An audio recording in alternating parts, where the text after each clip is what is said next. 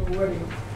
With regard to Dr. Mann's presentation on R&D grants, I noticed he said that the area of defence is excluded. I work in security and there is a fine, if any, line between security and defence. Can you be more specific as to what in your definition is defence and what is and what isn't excluded? Thank you. I can answer on FP7 because there is a security theme. One of the themes I mentioned, I didn't explain, I'm sorry, but there's biotechnology, there's transport, there is security as a theme. In terms of defining, I would say if someone was to define it for you, it might not help you, in that I have seen a number of proposals which are so much defence to me, but they've been described as something else and they've been let through. I'll give you an example. I don't know if you know anything about mine warfare, say. Company, it used to be Thompson, it's now Thales, submitted a proposal under the marine environment theme about 8 years ago, and they were developing a sonar for identifying archaeological exhibits under the seabed. On the seabed, Cliff. Well, this was a little bit, they were looking for, but in sediment. Okay. So the answer to that is, one, there is a security theme, and secondly, organisations involved include the likes of Rolls-Royce, include the likes of DCNS, include the likes of, they used to be called Navantia in my area. So warship yards and other people are involved, and defence electronics companies are involved. One of the projects they funded in the first call was Electric Ship, and that project involves the main organisations involved in the Defence Electric Ship project, and they're using the same facilities.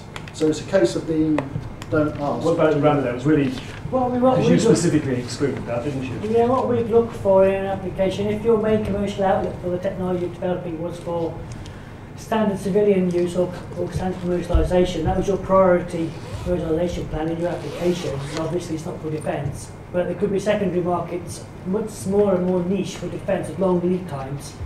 That would. If you take the example of JCB, for example, JCBs are primarily civilian used in civil engineering, but we all know that the military use them as well. They paint the green. Yeah, well, the bulk of JCB's business is going to be in use in civilian applications, so that would be, that would be supportable. But if the main outlet of the project was for a primary defence application, that would be difficult to fund. Yeah. But if it was primarily for civilian with a few defence spin-offs, which were small, not important to the company's growth, and obviously that would qualify for that priority. Actually, what I would do if I were you, I'd do what Amber said, put in your, what was it called, your optional thing. Yeah, we have exactly the same thing with us, not that we have the same thing.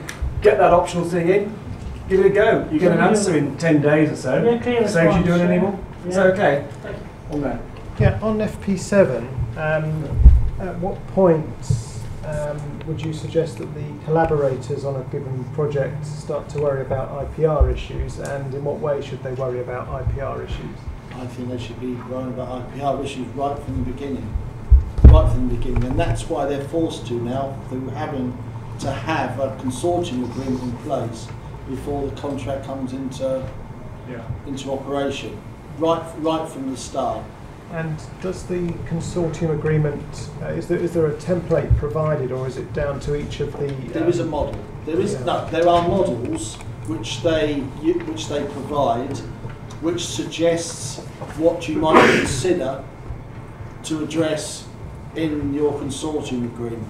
But it's the commission work on the basis it's the consortium's consortium agreement. Yeah. It's down to them to decide how they want to allocate IPR, etc. There are all sorts of rules about, obviously everyone retains their background IPR. Sure. It's really about the foreground, what's developed within the project. Yes. That then becomes the tricky bit. Yes. Okay. Thank you. Could Dr. Mann clarify if on an R&D grant, if you now have to have your balancing funding in place when you apply for the grant, or if it's now acceptable again to have it when you get your grant? No, it's totally flexible. Not all companies have money sitting in the bank to show evidence. If you've got existing cash flow that can be used to match the grant, or for our startups, they'll use the grant offer letter as a leverage to get an investor to then pitch in. I've got confidence in my project from the RDA.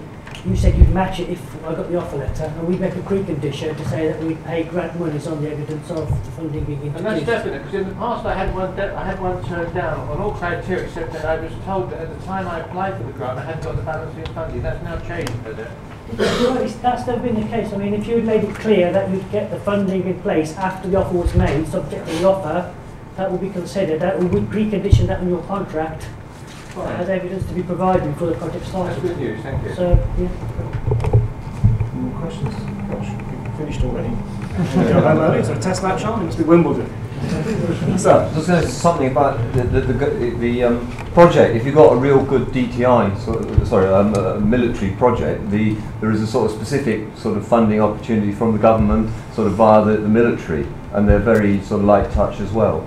So if you have got an application which has a military or sort of defence kind of application, I'm sure you know probably who it is, but we looked at them and there are a number of schemes out there that support Yeah. defence projects. I can't give you any details or pointers, we're pretty sure. no, but I mean a quick search on the web. I think it's the Centre for Defence. Yeah, something like that. But they're very light touch and very amenable if they're interested. so does that help you, sir? That me?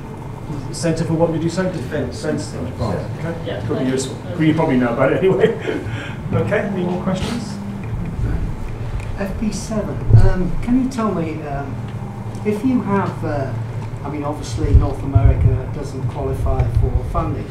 But what about if they have a specific talent that can help the project go forward? Can they subcontract? There is, subcontracts are not liked anymore, they used to be.